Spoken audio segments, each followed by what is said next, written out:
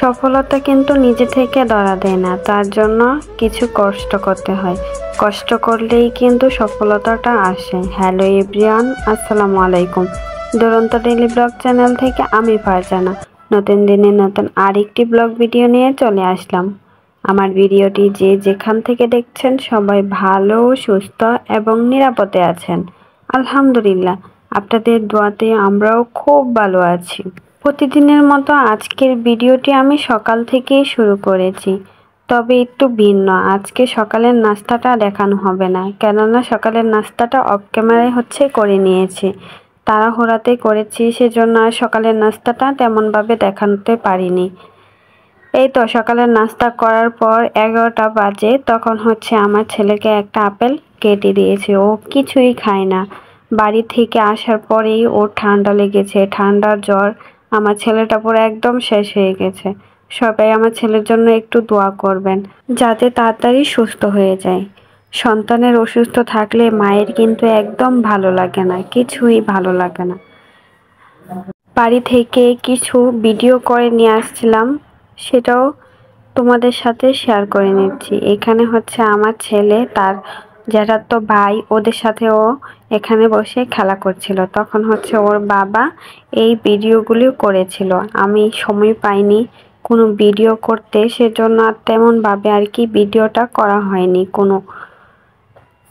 এই ভিডিওটুকু সবটুকুই তার বাবা করেছিল, তাই তোমাদের সাথে শেয়ার করতে পারছি।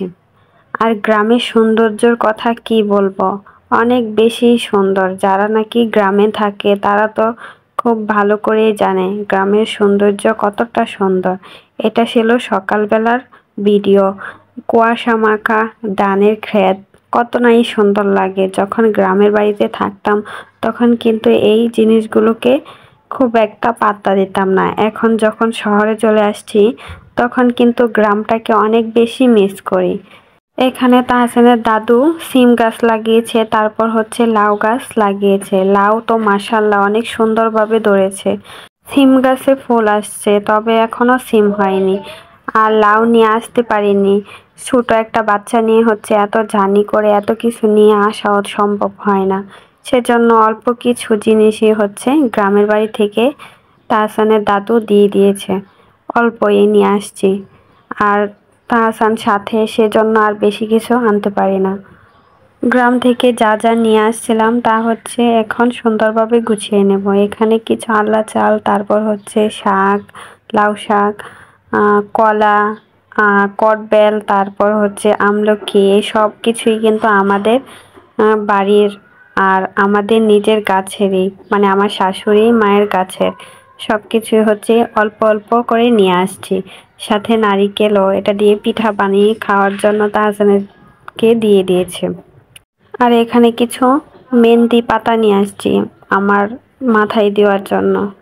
আর গাছে তেমন একটা কটবেল গিয়ে পাইনি, 2টা কটবেল পেয়েছিলাম, একটা আমি খেয়ে ফেলেছি আর একটা নিয়ে আসছিলাম।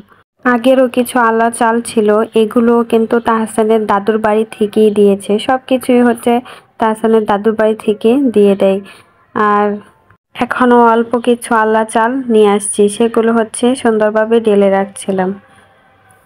আমাদের সবারই কিন্তু সফলতা পেতে গেলে কিন্তু অনেক বেশি কষ্ট করতে হয়, আর কষ্ট করেই কিন্তু সফলতাটা আসে।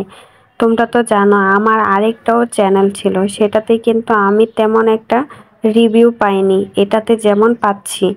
আর ওই চ্যানেলটা আমি নিজের দোষের জন্য একদম ভিউ আসা বন্ধ হয়ে গেছে। আমি শুধুমাত্র 2 দিন লাইভ করেছিলাম ওই চ্যানেলটাতে, তারপর থেকেই ভিউ হওয়া একদম ডাউন হয়ে গেছে। তারপর ওই চ্যানেলটা বাদ দিয়ে নতুন করে এই চ্যানেলটা খুলেছি। আর ওই চ্যানেলটাতে আমার অনেক বেশি সাবস্ক্রাইবারও ছিল। লাইভ করার কারণে ভিউজ আসতো না, সেজন্য আর ওই চ্যানেলটা বাদ দিয়ে এই নতুন চ্যানেলটা খুলেছি। আর যে সাবস্ক্রাইবারগুলো ওই চ্যানেলটাতে গ্রেন করেছিলাম সেটা অনেক দিন সময় লেগেছিল। তার তুলনায় কিন্তু আমার এই চ্যানেলটাতে অনেক কম সময়েই কিন্তু সাবস্ক্রাইবার পূরণ করতে পেরেছি, তবে এখনো ওয়াচ টাইমটা পূরণ হয়নি। ইনশাল্লাহ তোমাদের ভালোবাসাতেও ওয়াচ টাইমটাও কিন্তু পূরণ হয়ে যাবে। শুধুমাত্র 1.5 মাসের ভিতরে কিন্তু আমি 1000 সাবস্ক্রাইবার পূরণ করতে পেরেছি এই চ্যানেলটাতে। আর ওই চ্যানেলটাতে 6 মাস কাজ করার পরে মাত্র 1000 সাবস্ক্রাইবার পূরণ করতে পেরেছিলাম। যখন ওই চ্যানেলটা খুলেছিলাম তখন হচ্ছে ইউটিউব সম্পর্কে কিছুই জানতাম না, না জেনে ইউটিউবে এসে আমি অনেক কিছুই ভুল করেছি। তার জন্য হচ্ছে ওই চ্যানেলটাকে আমি বাদ দিয়ে দিয়েছি। তাই এই নতুন চ্যানেলটাকে নিয়ে কাজ করছি। দেখা যাক, আল্লাহ যদি ভাগ্যে লেখে তাহলে অবশ্যই একদিন সফল হতে পারবো। আর তোমাদের ভালোবাসায় আমাকে সফলতার দিকে নিয়ে যাবে। সবাই আমার পাশে থেকো, আমিও সবার পাশে থাকবো। তারপর হচ্ছে বাড়ি থেকে যে কাপড়গুলো নিয়ে গেছিলাম সেগুলোও সুন্দরভাবে গুছিয়ে ওয়ারড্রবের ভিতর রেখে দিয়েছি। এখানে হচ্ছে দুপুরের রান্নাটা করে নিচ্ছিলাম। কিছু আপুদের অনেক বেশি প্রশ্ন পাই, সে আপুদের প্রশ্নেরও উত্তর দিচ্ছি। অনেকে আমাকে বলে, আপু তুমি কি দিয়ে ভিডিও এডিটিং করো আর হচ্ছে থাম্বনেল বানাও? আমি সব সময় ক্যাপকাট দিয়ে ভিডিও এডিটিং করি আর হচ্ছে ইনশট দিয়ে থাম্বনেলটা বানিয়ে থাকি। সেটারও যদি তোমরা ভিডিও চাও তাহলে বলো কমেন্টে, আমি কিভাবে এডিটিং করি আর থাম্বনেল বানাই সেটার ভিডিও বানিয়ে তোমাদেরকে শেয়ার করব। যদি তোমরা চাও তাহলে কমেন্টে জানিও। সাবস্ক্রাইবার বাড়াতে হলে সবাইকে ভালোবাসা দিয়েই কিন্তু সাবস্ক্রাইবটা বাড়াতে হয়।